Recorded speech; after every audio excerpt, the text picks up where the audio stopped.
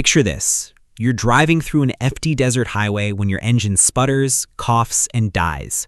You reach for your phone to call for help, dead battery. And even if it wasn't, there's no signal out here. Nothing but sand, rock, and heat stretching to the horizon in every direction. This is the exact moment where most people make the mistake that costs them their life, but you're not going to be one of them. Because in the next few minutes, you're going to learn exactly how real survivors make it out of the desert alive, using nothing but the knowledge in their own head. Here's something that might surprise you. The desert doesn't actually kill most people through thirst. It kills them through panic. Records of missing persons cases show that a huge number of deaths happen within the first 24 hours, not because people ran out of water, but because they made rushed decisions while their brain was flooded with fear. They walked in the wrong direction, they abandoned their vehicle, they burned through their body's water reserves sprinting toward a horizon that never got any closer. So before we talk about water or shelter or signaling for help, we need to talk about the one tool that decides whether all of that other knowledge even matters: your mind. The moment you realize you're stranded, your body wants to do something, anything. That urge is dangerous. The very first thing a real survivor does is nothing. They stop, they sit down if they can. They control their breathing. 10 slow breaths, in through the nose, out through the mouth.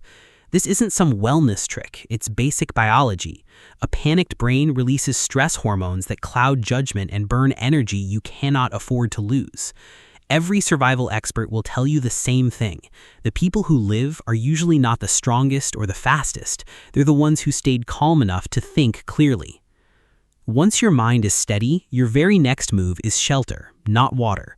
This surprises almost everyone. In extreme desert heat, direct sunlight can push your body temperature to dangerous levels in under an hour. And once heat stroke sets in, no amount of water is going to save you. So look around. A boulder, a dip in the ground, even the shadow cast by your own vehicle. If you have a car and it still runs even a little, stay near it. Rescuers can spot a car from the air far easier than they can spot a person walking alone, and it gives you shade you didn't have to build. If there's no car and no natural shade, you build your own using anything you're carrying.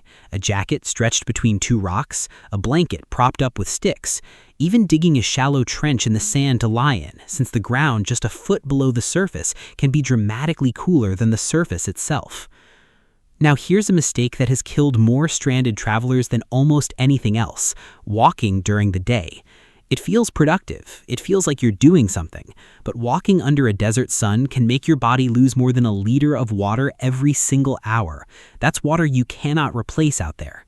The real move, the one that actual desert survivors swear by, is to rest completely during daylight hours and only travel, if you have to travel at all, during the cool hours of early morning, late evening, or night, when the temperature can drop by 30 degrees or more.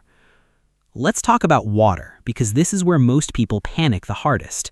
Your body can survive for weeks without food, but only a few days without water in extreme heat, so this matters. The biggest myth you've probably heard is that cactus water will save you. In reality, most cacti contain compounds that will make you vomit, which speeds up dehydration instead of slowing it down. Drinking urine is another myth that sounds clever but actually raises the concentration of salt and waste in your body, making dehydration worse, not better. So what actually works? If you're nowhere near a water source, conserving what you already have is priority number one. Stay in the shade, limit movement, breathe through your nose instead of your mouth to reduce water loss, and avoid talking more than necessary. If you do need to search for water, look for green vegetation, since plants cannot grow without some moisture nearby. Dry riverbeds, called washes, sometimes have damp sand just a few inches below the surface, especially near bends where water would naturally collect. And here's a trick most people have never heard of. If you tie a plastic bag around a leafy green branch in the morning sun, the plant will slowly release water vapor through its leaves that condenses inside the bag. It's not much, but a few sips can buy you critical hours. While your body is surviving, your other job is making sure someone can find you. This is where most people get it backwards. They think your job is to find rescue. It's actually the opposite. Your job is to be found. If you have a vehicle, stay with it.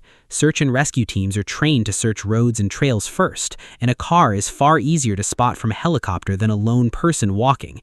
If you're out in the open, use anything reflective, a phone screen, a mirror, even a shiny piece of metal to flash sunlight in 3 quick bursts, since 3 of anything is the universal distress signal.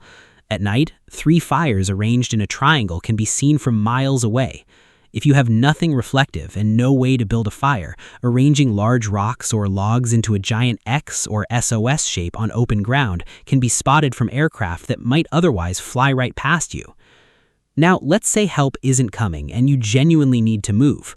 Without a phone, without GPS, how do you avoid walking in circles, which is one of the most common things lost people do without even realizing it? The oldest trick in the book still works. Stick a straight branch upright into flat ground and mark the tip of its shadow with a small stone. Wait about 15 minutes, then mark the new position of the shadow tip with another stone. Draw a straight line between the 2 stones, and that line runs roughly east to west, with the first mark pointing west. Once you know that, you can hold your direction using distant landmarks, a mountain, a rock formation, anything on the horizon, so you're not veering off course without realizing it. At night, if the stars are out, find the North Star by locating the Big Dipper and following the 2 outer stars of its cup upward, and that star will always point you north. As the sun sets, the desert transforms into a completely different threat. Temperatures that hit over 100 degrees in the afternoon can crash below 40 at night, and hypothermia in the desert kills people who successfully survive the heat just hours earlier.